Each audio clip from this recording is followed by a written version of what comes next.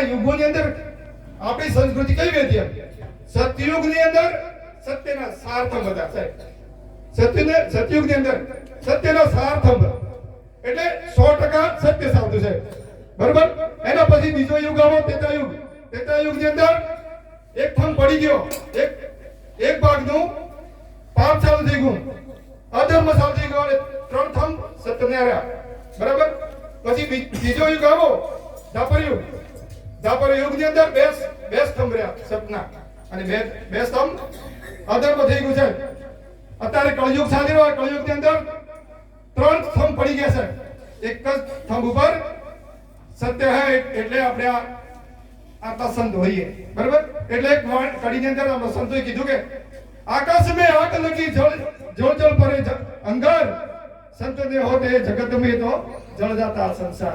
સાહેબ આપણોથી આ ટકી રહ્યો સંસાર સંતોથી ટકી રહેલો હશે. એક સ્તંભ ઉપર અહીં આપણે સંતો હોઈએ, એક સ્તંભ ના રહીએ. 3 ભાગનો પાપ અને અધર્મ થઈ ગયો છે બરાબર.